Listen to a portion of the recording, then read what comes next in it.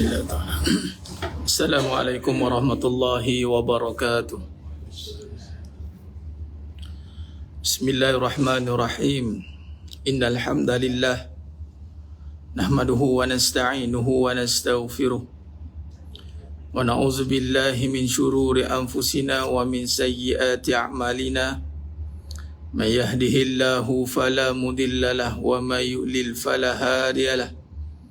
Ashhadu an la ilaha illallah wahdahu la syarika lah wa ashhadu anna Muhammadan abduhu wa rasuluh. Allahumma salli ala sayyidina Muhammad wa ala ali sayyidina Muhammad. Rabbi yassir wa la tu'assir, Rabbi tammim bil khair. Rabbi shrah li sadri wa yassir li amri wa hlul 'uqdatam min lisani yafqahu qawli. Allahumma iftah alaina hikmataka wa anshur alaina min khazaini rahmatika ya arhamar rahimin. Wallahu allazi la ilaha illa huwa alimul ghaibi wa syahadahu wa rahmanur rahim. Wallahu allazi la ilaha illa huwal malikul quddus al-malikul quddusus salamul mu'minul muhaiminul azizul jabbarul mutakabbir. Subhanallahi amma yusyrikun. Wallahul khaliqul bari'ul musawwiru lahul asma'ul husna yusabbihu lahu ma fis samawati wal ardh wa huwal azizul hakim. Wala haula wala quwwata illa billahil aliyyil azim. Wala manja minallah illa ilaih, amma ba'du. Ayyuhal mu'minun ittaqullah usikum wa iyaya bittaqwallah faqad fazal muttaqun. Sidang jemaah yang dimuliakan Allah Subhanahu wa taala, mudah-mudahan kita semua tergolong dalam golongan hamba-hamba yang benar-benar bersyukur. Amin ya rabbal alamin. Alhamdulillah summa alhamdulillah ala kulli hal. Alhamdulillah ala kulli ni'mah. Pertama mula dan selama-lamanya merafakkan setinggi-tinggi syukur kehadrat Allah Azza wa Jalla di atas segala nikmat yang telah Allah kurniakan kepada kita hari ini, terutama nikmat iman, amal ketaatan. Menerusi nikmat iman ini, jemaah sekalian, adalah nikmat yang mampu menterjemahkan nikmat atas segala nikmat.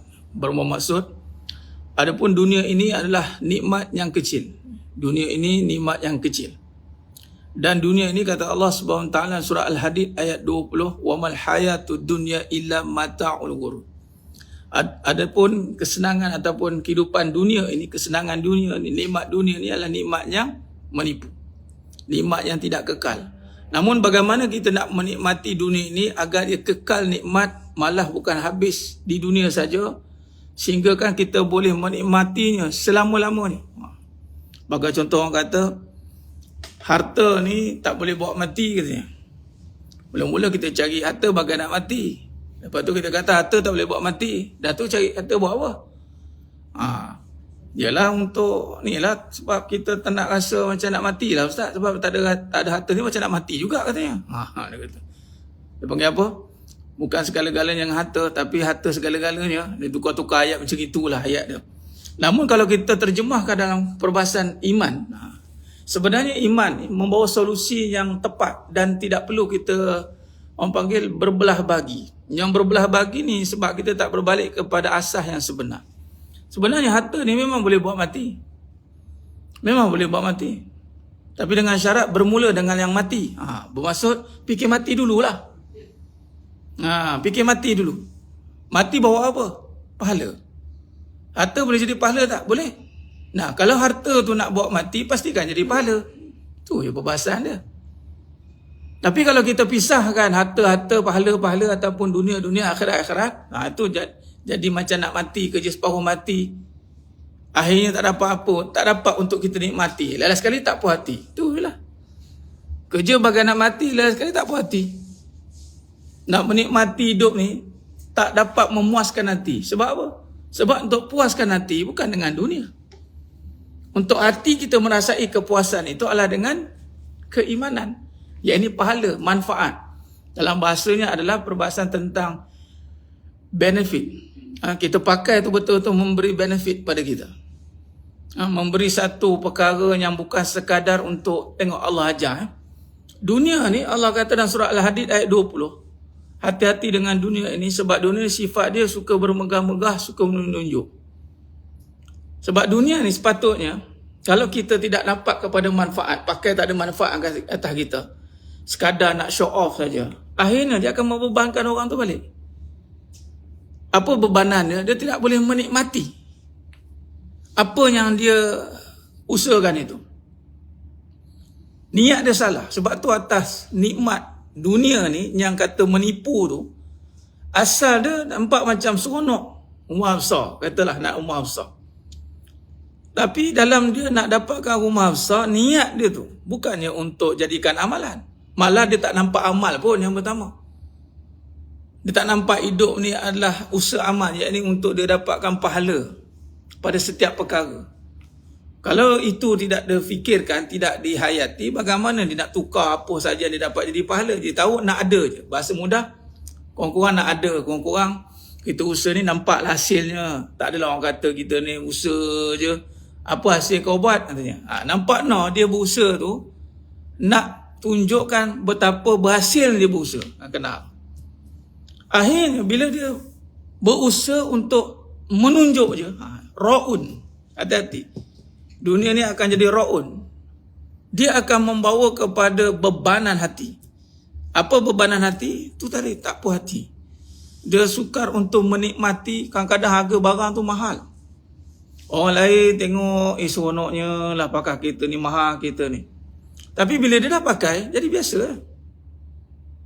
Jadi biasa. Kita belum dapat, bestnya.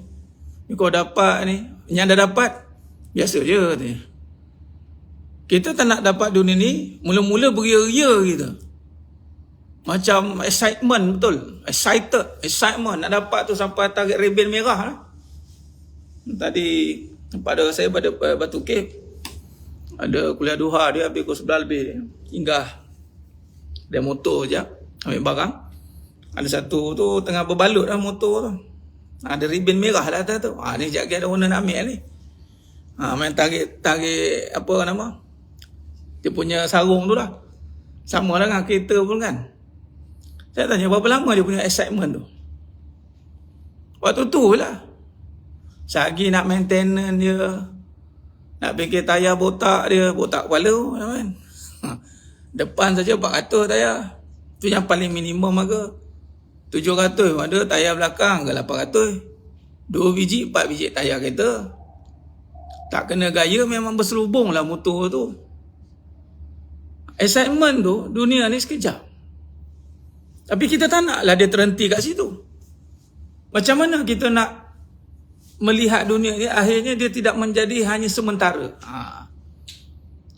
Kita kena mulakan dia dengan melihat yang pertama sekali kalau dalam perbahasan iman tu kita kena nampakkan bahawasanya setiap benda yang kita pegang di dunia ini, alang-alang pegang dunia pastikan jadi pahala. Alang-alang pegang dunia pastikan jadi pahala. Kalau tak dia berpahala, tak payah. Sebab selain dari pahala, tak ada apa. Bila tak ada apa, sama ada je jadi benda yang sia-sia. Kemudian akhirnya dia membawa kepada penyakit hati yang mana bebanan dunia tu. Sebab tu lebih baik tak ada. Sebab tu jangan kita tengok dunia ni asal nak ada. Contoh zaman sekarang. Kenapa? Kita ambil lah golongan muda. Dia golongan yang hidup nak serba ada. Tak boleh tak ada. Zaman dulu dah consider tak apalah, tak ada pun okey. Dia tak ada aim untuk ada sebenarnya. Sebab hidup zaman dulu zaman yang tidak seberapa ada. Dan akhirnya seadanya lah. Zaman sekarang zaman nak kena ada. Kalau handphone ni, kalau tak ada ni macam satu benda keperluan lah. Nak ada, kena ada. Akhirnya apa yang dia faham tentang hidup ini, dia bukan nak pahala saja, dia nak ada je. Bila manusia hari ini hanya memikirkan hidup hanya pergi kepada nikmat dunia yang ada tu, dia nampak ada tu nikmat, maka ketika dia memperolehi apa saja yang ada pada dunia ini, sekejap. Sebab tu jangan terkejut. Contoh macam budak-budak dapat mainan, kejap lepas tu dia buang macam itu. Terbelilah mahal macam mana pun, simpan elok-elok tak ada. Sebab kenikmatan dunia ni sementara tu kita boleh nampak waktu itu je. Di mana nak ikat dia? Itulah dia ikat dengan pahala. Inilah kelebihan orang beriman. Walaupun kita tak nampak pahala, kita tak boleh nak bentukkan dia, kita tak boleh nak zahirkan dalam rupa fizikal, namun ianya bermula dengan keyakinan, belief system. Yakin kita dengan apa? Dengan ilmu yakin. Macam kita ngaji, kita dengar, oh, kena yakin ya, pahala. Ya. Kita kena buat perbincangan timbang tara kita atau urus kehidupan kita ini dengan meletakkan dosa atau pahala. Nah, di situ kita akan nampak bahawasanya kita bila nakkan dunia ini, maka kita mulalah minta kebaikan di dunia. Sebab itu kita hari ini doa dalam surah Al-Baqarah 201 jemaah sekalian, kita doa itu doa jumhur dan doa blanket approval, iaitu doa Rabbana atina fid dunya hasanah wa fil akhirati hasanah wa qina azabannar. Ya Allah, kurniakanlah kebaikan di dunia dan kebaikan di akhirat. Jadi apa saja yang kita nakkan, pahala ini adalah berupa bentuk kebaikan, dan kita mohon kepada Allah Ta'ala berikan kita kebaikan, bukan berikan kita kebendaan. Ini kita kena ubah prinsip. Malah kadang-kadang kita nak bagi nasihat kepada ialah kawan-kawan kita ataupun anak saudara kita ke anak kita ke yang baru mungkin nak belajar pegang dunia, dan kita pun mungkin dah pegang dah, tinggal lagi kita nak mempertajamkan lagi kefahaman kita. Kita kan seringkali mengingatkan bahawasanya aku pegang dunia ini, bukan dunia ni aku nak. Aku pastikan ianya bermanfaat pada diri dan orang sekeliling. Malah kita juga jemaah sekalian menjadi contoh. Sebelum kita contoh ada barang, ada dunia, perkara yang Nabi tuntut kita adalah kita kena jadi yang paling bermanfaat dulu, diri kita. Sebab tu Nabi kata mafhum hadis, sebaik-baik manusia itulah manusia yang paling bermanfaat pada manusia lain. Sebab itu kalau kita lihat dari konteks kompetensi sebagai contoh, profesionalisme, nilai-nilai yang ada pada individu-individu tertentu itu, sebenarnya itu semuanya nilai yang mesti ada pada diri seorang mukmin. Sebab orang mukmin ni, yang orang beriman ni, kalau tanya jika dia benar-benar beriman, sudah pasti bukan orientasi kebendaan. Mesti dia ni bukan orang kebendaan. Dia tidak akan, pertama, orang kebendaan ni bermaksud dia punya semangat, dia tidak letak kepada keadaan benda dia. Dia ada ke, tak ada ke, gaji besar ke, gaji kecil ke, bukan itu yang buatkan dia drive untuk buat sesuatu. Dan ini bukannya mudah, namun taklah susah. Kenapa? Ianya adalah bantuan Allah. Tinggal lagi kita nak bersungguh jadi orang beriman.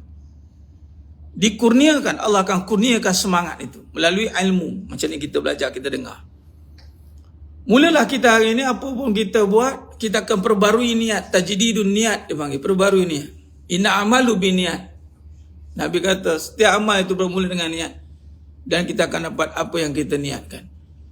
Dan kalau kita nak terjemahkan hidup kita semuanya menjadi ibadah, kerja ibadah, perkahwinan ibadah, makan ibadah, semua ibadah, harta benda ibadah, maka perbincangannya pahala. Ibadah ni hasilnya pahala, nak pahala.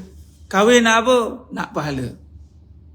Bukan nak isteri je. Ada orang kahwin nak isteri, isteri pula kahwin nak suami. Tapi lepas kahwin tak nak taat, tak nak buat baik. Kira pula awak lah buat baik, awak lah si saya dia baik. Dan ini masalah. Sebab bila dia tidak pergi kepada tujuan dia nakkan sesuatu tu bukan pahala benda, akhirnya dia tidak jadi bermanfaat, malah silap lagi bulan dia menjadi ejen perosak pula tu. Dia menjadi penyebab berlakunya kerosakan, pergaduhan, kehancuran. Contoh kalau bekerja datang, dia bukan kata nakkan bagi pahala ni, kita kena bagi, kita kena khidmat. Pahala bukan datang duduk saja. Kalau berbicara soal pahala, kita kena af'al, buat. Sebab tu contoh kita beli barang, beli kereta, kita tak boleh beli letak je, mudah-mudahan start jadi pahala. Tak ada lah. Jadi tunggu je. Letak dia. Dia bukan macam wakaf. Kalau nak letak, boleh wakafkan, niat wakaf. Boleh. Letak kat situ, orang tu pakai tak pakai, kita dah niat wakaf. Kalau nak selamat, Ar-Rajhi, owner, founder Ar-Rajhi Bank kan, interview dia, berapa aset dia? 60 bilion dah silap duit. 60 bilion ke berapa. Dia kata apa, saya tak ada duit dah katanya. Dia belum mati dah kata, tapi saya hidup lagi, saya dah tak ada duit katanya. Tapi rupanya di situ dia ada satu sistem, dia panggil ada kawan saya dia bagai financial, dia panggil ni sistem yang bagus macam dia panggil dia wakaf, konsep wakaf tapi individual wakaf. Sebenarnya duit tu dia telah wakafkan kepada yayasan pergerakan dia. Kemudian yayasan ini yang ibarat memberi khidmat kepada dia. Ibarat apa panggil donate kat dia.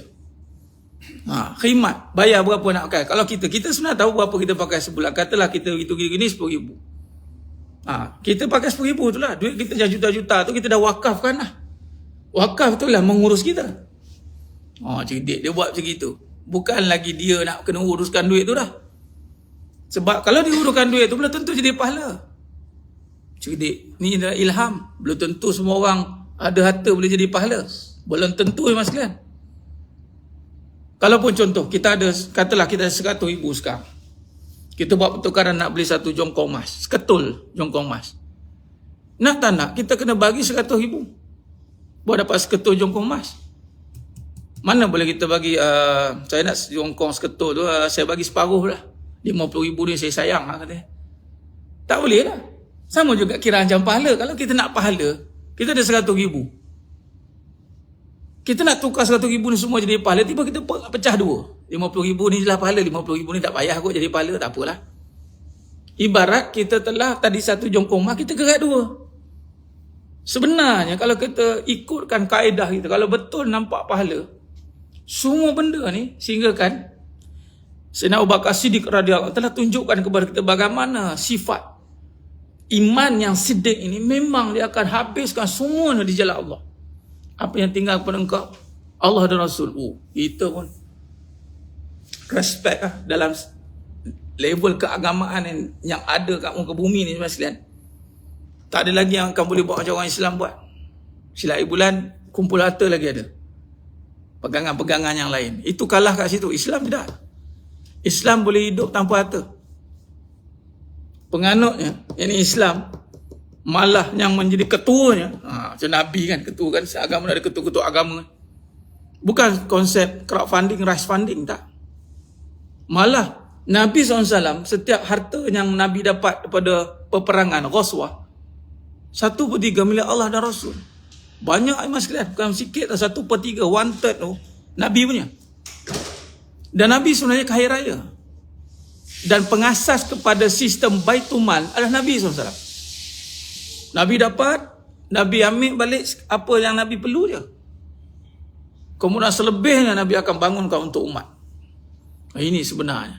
Maka jemaah sekalian, kalau kita lihat di sini bagaimana kita nak bawa satu orientasi. Di sinilah kat mananya akhirnya kenapa orang kerja berkira-kira, kenapa hidup kita ni kadang-kadang banyak yang tak transparent, banyak berlaku ketirisan, kita tidak boleh buat sepenuh hati.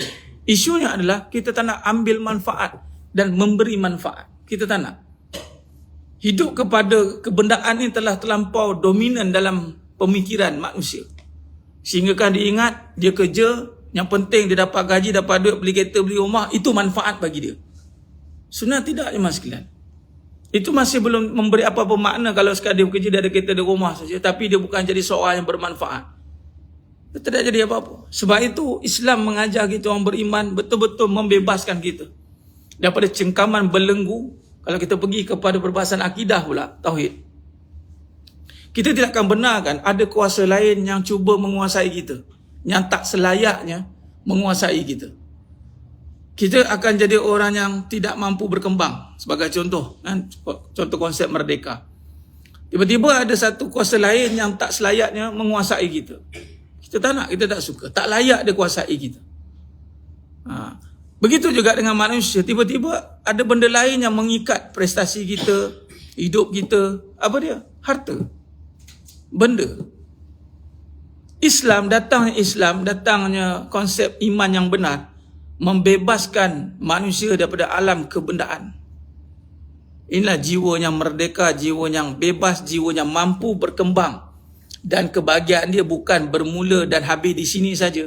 Malah kehidupan dia akan selama-lamanya apa kan, evergreen, everlasting. Dia start dari sini sampai ke syurga.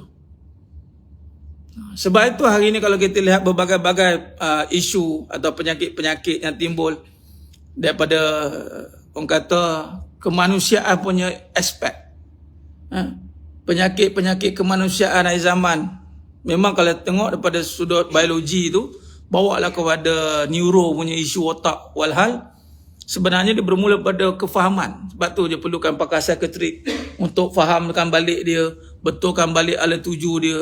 Sebab manusia tidak pergi kepada fitrah kejadian manusia itu. Yang ini manusia itu sepatutnya tidak duduk dalam norma kebendaan. Dia tidak boleh sebenarnya. Tapi hari ini cuba tengok bila manusia didoktrinkan dengan dia punya KPI dia benda. Sebab tu banyak isu akhir zaman ni berlaku. Macam tadi berbalik kepada isu yang paling besar, kejujuran lah, hilang. Nilai kejujuran ni habis, sincerity ni habis. Suami tak jujur, isteri tak jujur, anak tak jujur.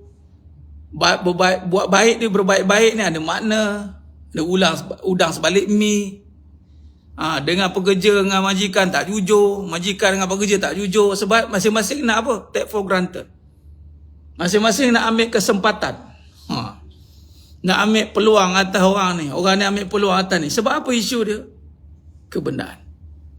Sebab tu jemaah sekalian, Allah SWT telah meletakkan garis panduan dalam kehidupan ini. Iaitu kalau rujuk dalam surah Al-Mulk ayat 2, yang mana Allah berkata, tidak Allah jadikan hidup dan mati, melainkan manusia ini nak tengok siapa yang ayyukum ahsanu amala.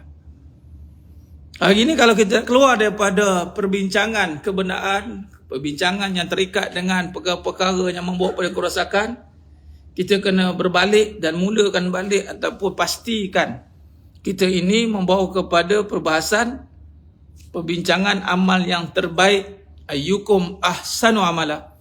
Amal yang terbaik itu adalah amal yang tidak terikat dengan apa-apa ganjaran dan habuan kebenaran. Contoh macam kita bekerja. Kalau kita jadi pekerja yang cermelang, sudah pasti yang diukur tu, dan kita pun takkan berfikir soal gaji kita.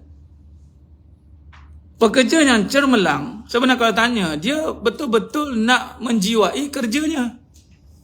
Dan dia nak bekerja agar orang lain mendapat manfaat, katanya.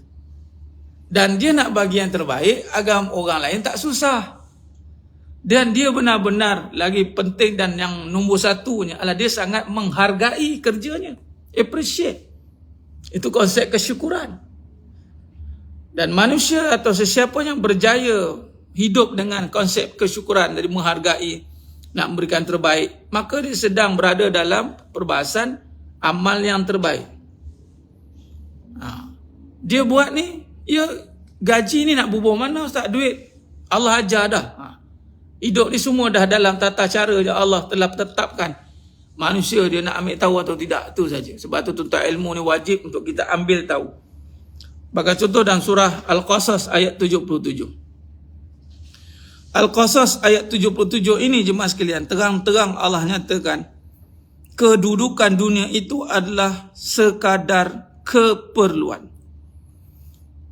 Yang mana kalau rujuk dalam Al-Qasas ayat 77 ini, kita boleh lihat bagaimana Allah kata wala tansa nasibaka minad dunya. Kita boleh rujuk, lihat. Allah bagi tahu secara tafsir, bukan merujuk kitab tafsir muktabar lagi ni. Terjemahan saja kat situ dalam kurungan in bracket. Ambillah keperluanmu. Dunia ni keperluan. Kalau bincang bab keperluan pula lagi kritikal sebenarnya. Sebab apa? Sebab kita akan ditanya balik soal keperluan kita. Betul ke kita perlukan? Contoh, kita boleh je makan dengan harga RM10.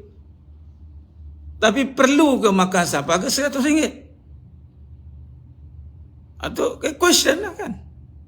Dan di sinilah kita akan nampak betapa iman diajar untuk tidak buat benda yang out of purpose, di luar keperluan, tak ada tujuan. Kita dah ada katalah 2 kereta. Eloklah kita tukar satu. Tiba-tiba tambah satu lagi. Apa keperluannya? Bertambah ni mesti kena ada sebab. Keperluan. Dan keperluan ni, perlu ni pula, dia bukan berbincangan sikit. Sebagai contoh perkataan cukup. Kita ni, harta ni biarlah ambil secukupnya. Cukuplah. Cukup ni bukan bermaksud sikit. Dan cukup ni juga hanya pada Allah sahaja yang mencukupkan. Sebab cukup bukan perbahasan sikit. Cukup dalam perbahasan memenuhi keperluan dia. Dalam bahasa design, proportion.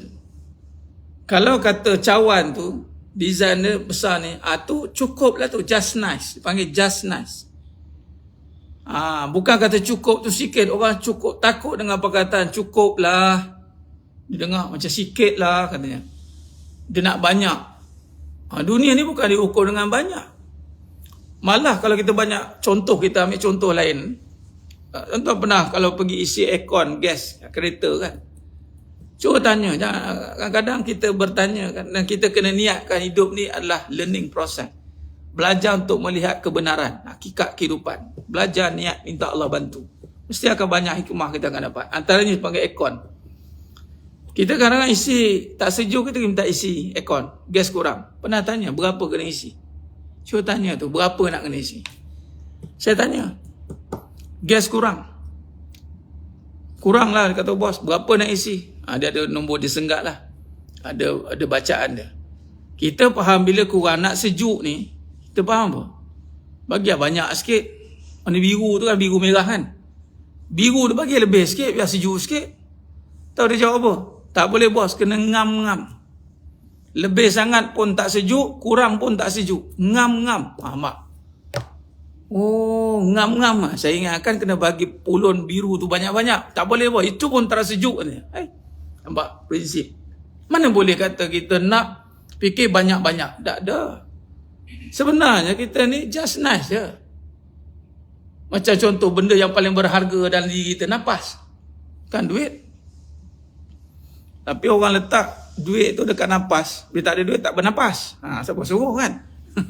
Tak bernafas saya Ustaz. Lagi letak duit kat nafas saya suruh. Tapi nafas ni paling bernilai lah dalam hidup kita. Dah. Yang paling bernilai berapa yang cukup masuk nafas dalam hidup kita, dalam diri kita. Mana tarik pun sikit, lepas pun sikit, just nice. Ngam-ngam lah. Tak ada kerana bernilainya nafas ni kita tarik, lepas tu tak keluar-keluar. Faham? Sayang lah nak keluar sikit-sikit lah nafas tu. Mati tu kan. Dan Allah buat yang paling bernilai tu nafas. Dan nafas ni Allah jaga. Benda yang paling bernilai sekali tu Allah jaga. Dan Allah yang tahu cukup ni banyak mana. Nah, maka di sini kefahaman yang kita kena mesti perbetulkan dan pastikan agar kita tidak ditipu dan kita tidak menanggung beban tadi, kenikmatan sementara. Dunia ni Allah bagi sementara, apatah lagi kita dah tahu dan kita tidak prepare dan kita tidak bersedia untuk sementara tu. Akhirnya bosan. Bekerja lama-lama lepas tu bosan. Lepas tu muka datang buat muka blur.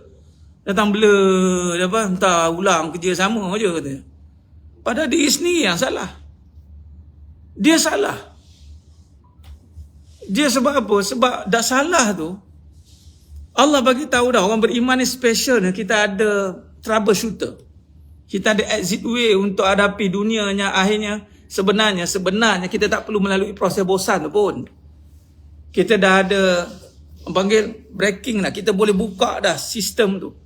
Antaranya contoh, dunia ini mula-mula dapat kerja awal dia seronok awal-awal. Tapi lepas pada tu niat nak balik awal je. Awal-awal seronok. Lepas tu niat nak balik awal je. Nak awal balik. Cepat. Letih. Kenapa boleh habis macam itu? Dan orang tolak pula kebenaran bila kita kata sebab kita tak fokus kepada manfaat ni. Kita tanpa sedar, ni perkataan yang saya guna. Kita bekerja sebab nak harta. Apa balik terikat kebenaran. Kalau niat ibadat tu tak terpakai tu.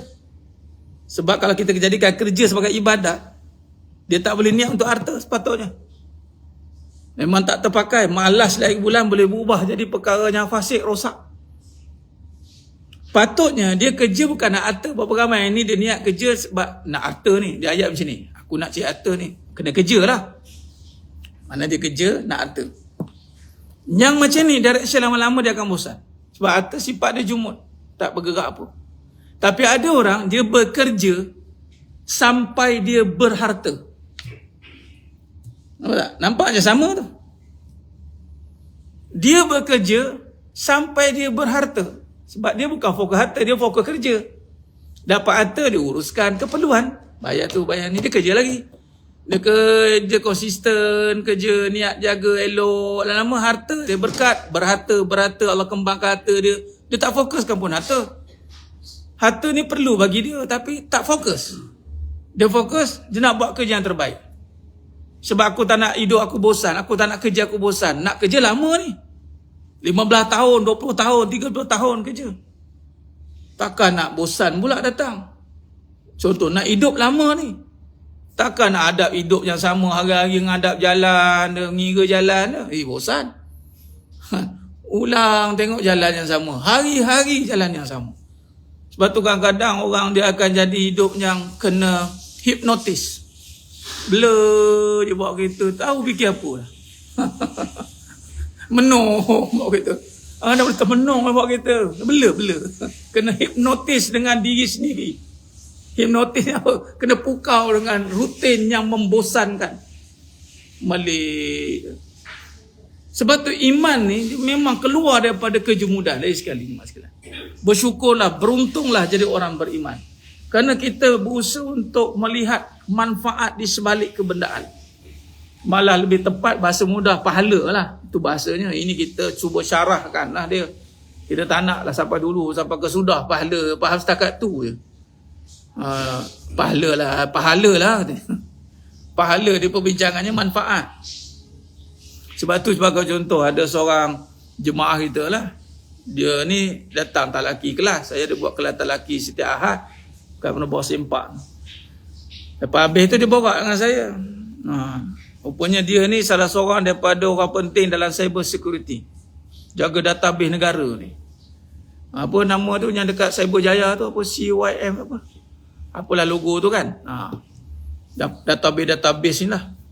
Tapi dia macam orang kata apa, bahagian keselamatan, dia dulu ayah kata tak jadi tentera dah, tak dapat. Tapi jaga keselamatan juga, tapi keselamatan cyber. Jadilah juga, nama apa, Wira nama dia. Ayah ni bagi.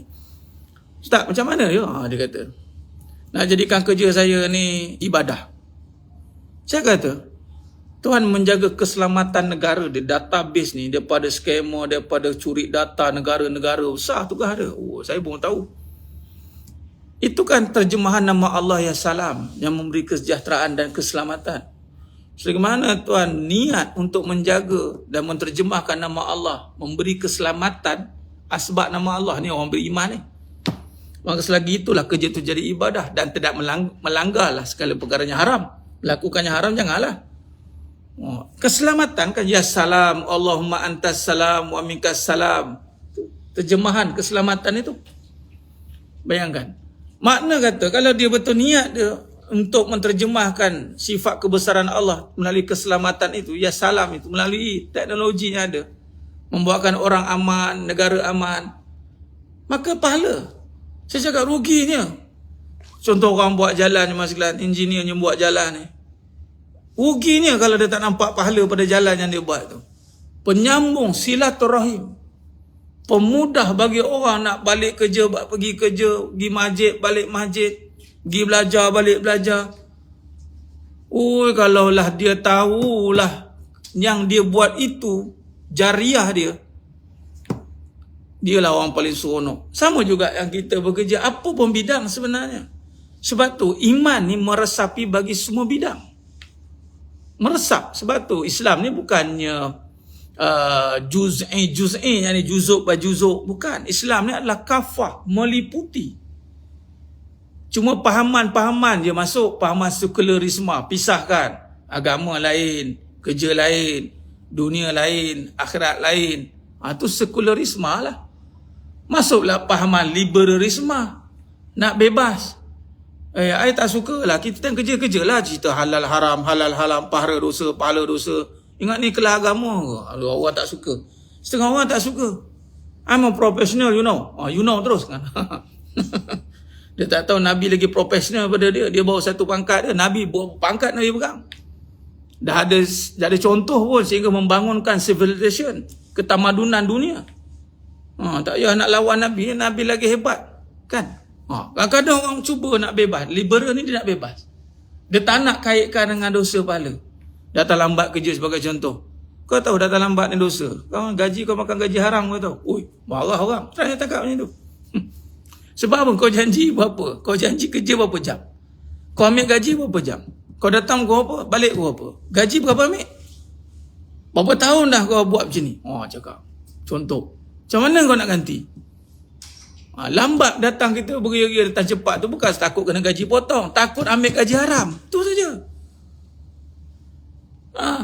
Sebenarnya kalau halal haram ni kita tersemat dalam hati, kita kerja profesional lah. Kita faham sebab memang pahala ni automatik dia akan jadi perkara yang kualiti. Pahala ni akan membincangkan lagi satu perbahasan. Pahala ni adalah perbahasan kualiti. Kualiti ni maksudnya dia akan buat ikut spek.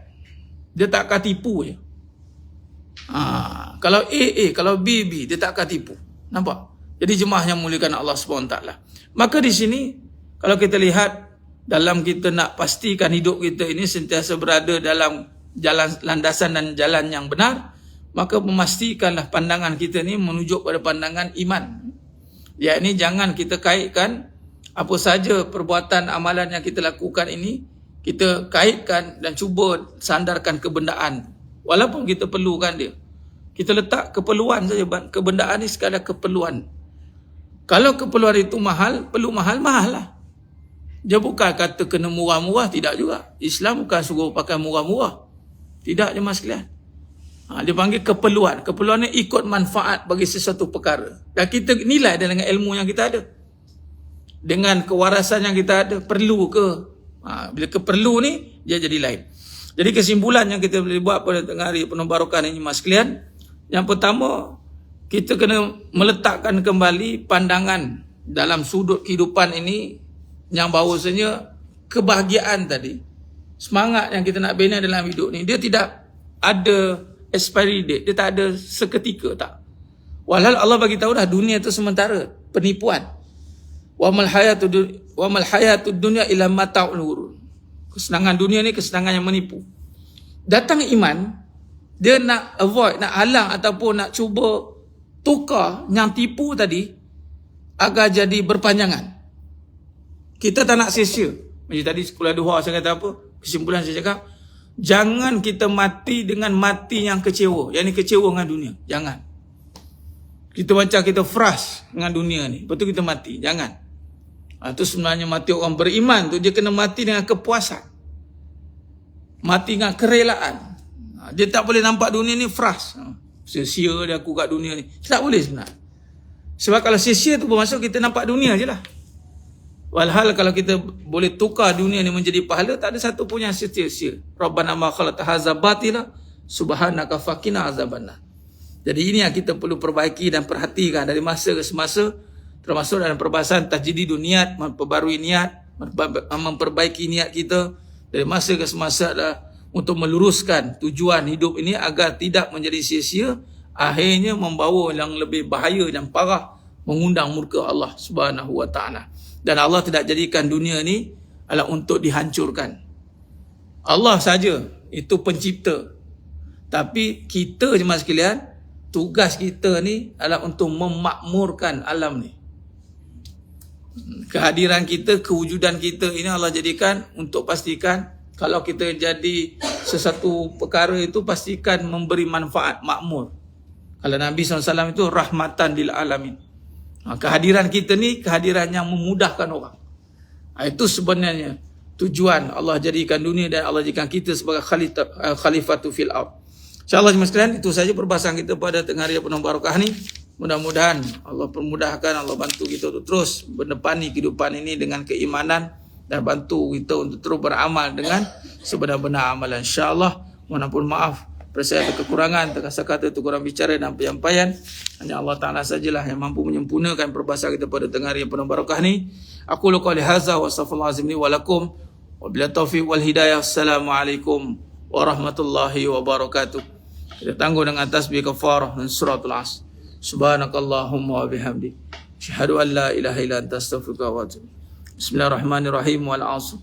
Innal insana lafi khusr illa alladhina amanu wa amilus solihat wa tawassaw bil haqq wa tawassaw bis sabr. Wallahu a'lam bissawab.